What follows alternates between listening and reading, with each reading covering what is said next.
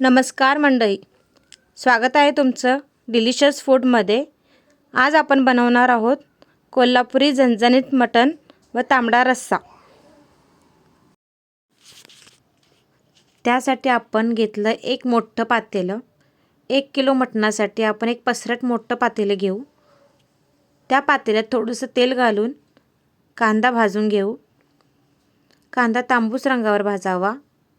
त्यात तमालपत्र व लवंगा घालाव्यात, म्हणजे मटणाला छान टेस्ट येते। कांदा भाजला की थोडीशी हळद घालून त्यात मटण घालून घेऊ। हे मटण 1 किलो घेतले, ते स्वच्छ धुवून चिरून घेतलेलं आहे।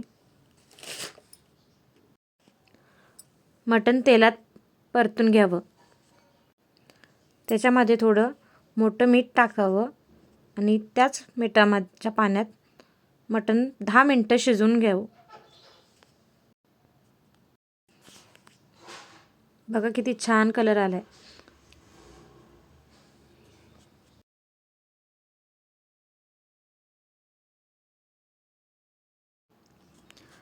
आता आपण त्याच्यावरती प्लेट झाकून 10 मिनिटं शिजवून घ्यावं। बघा आता त्यातला पाणी सुटलेलं आहे मटणाला। त्यानंतर आपण एक गरम केलेलं पाणी त्याच्यामध्ये घालून मटण 1 तासभर शिजवू द्यावं। तोपर्यंत आपण मसाल्याची तयारी करू। मसाल्यासाठी आपण खडा मसाला घेतलाय। मिरी, लवंग, वेलदोडे, दालचिनी, तीळ, जिरं, धन हे सगळं एका कढईमध्ये घालून छान भाजून घ्यावं। ते भाजून थोडा वेळ भाजल्यानंतर आपण एका मिक्सरच्या भांड्यात काढू।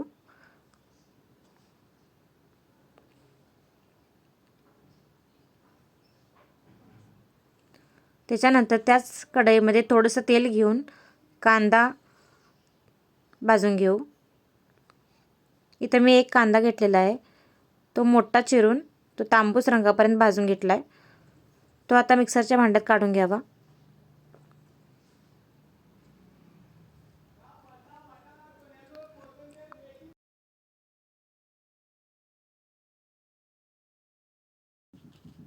आता आपण ओला मसाला घेऊ।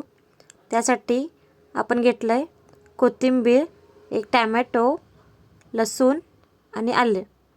हे सगळं मिक्सरच्या भांड्यात काढून घेऊ। आपण कढईमध्ये खोबरं भाजून घेऊ। हा मी एक नारळाचा खोबऱ्याचा किस घेतलेला आहे मसाल्यासाठी। तो छान तांबूस रंगावरती भाजून घेऊ।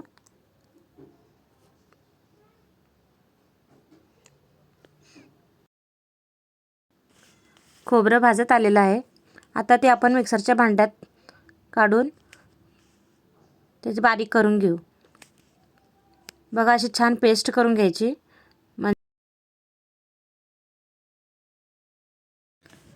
मटणचं सुक्कं करून घेण्यासाठी मी एक मोठं पातेलं घेतलेलं आहे। त्याच्यामध्ये थोडंसं जास्त तेल घालायचं, म्हणजे एक 4-5 पळी तरी तेल घालायचं, कारण मटणचं सुक्क्याला छान कट येतो। त्या तेलामध्ये 2 मोठे कांदे चिरून मी त्यात घेतलेले आहेत। जास्त कांदा घातला की मटणाला गोडसरपणा येतो।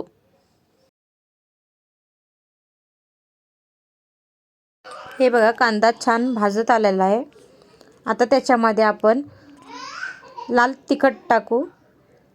हे आम्ही कोल्हापुरी चटणी घेतलेली आहे, ती 3 ते 4 चमचे घ्यावी। ती तेलात थोडीशी परतावी। त्याच्यानंतर आपण जो मसाला केलेला आहे खोबऱ्याचं वाटण, ते त्याच्यामध्ये घालून घेऊ।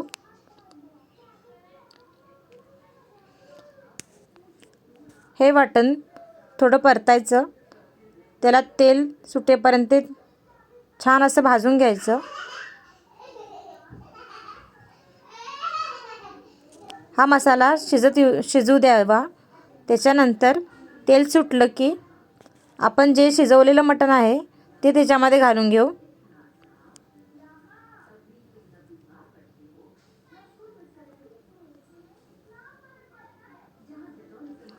आता छान असं परतून घ्यावं।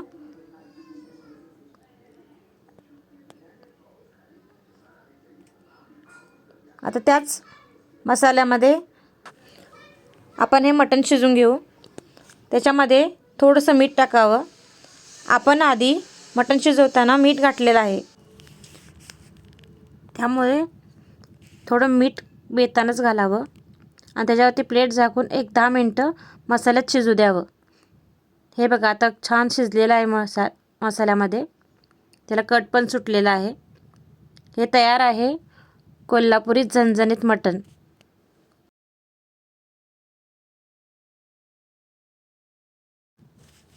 त्याच्यावरती थोडी कोथिंबीर पसरून घेऊ. तयार आहे कोल्हापुरी झणझणीत मटण. बघा किती छान दिसते. त्याला कट पण किती छान सुटलेला आहे बघा. आता आपण रश्श्याची तयारी करू. रश्श्यासाठी मी एक मोठं पातेलं घेतलेलं आहे. त्याच्यामध्ये 1-2 पळी तेल घातलेलं आहे. थोडासा कांदा बारीक चिरून घातलेला आहे. तो छान भाजून घ्यावा. कांदा भाजत आला की त्याच्यामध्ये आपल्याला कोल्हापुरी चटणी 3 ते 4 चमचे टाकायचे आहे. त्यामुळं रश्श्याला छान कट येतो. ती थोडीशी भाजावी त्याच्यामध्ये चटणी. त्याच्यानंतर आपण जो मसाला केलेला आहे त्यातला थोडा मी शिल्लक ठेवलेला होता, तो रश्श्यासाठी वापरायचा आहे. तो त्याच्यामध्ये त्या तेलामध्ये छान भाजून घ्यायचा. बघा मसाला भाजत आलेला आहे. मसाला भाजला की आपण जे आणि पाणी ठेवलेलं होतं मटणाचं, मटण शिजवलेलं, ते त्याच्यामध्ये घालायचं. थोडंसं मीठ टाकायचं, कारण की आपण आधी शिजवताना मीठ घातलेलं आहे.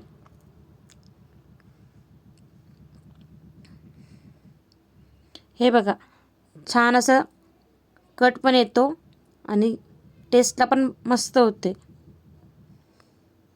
आता एक 10 मिनटं मसाल्यामध्ये शिजवून घ्यायचं. बघा किती छान दिसतोय कट. त्याच्यावरती थोडी कोथिंबीर पसरून घ्यायची. बघा तयार आहे आपलं कोल्हापुरी झणझणीत मटण व तांबडा रस्सा.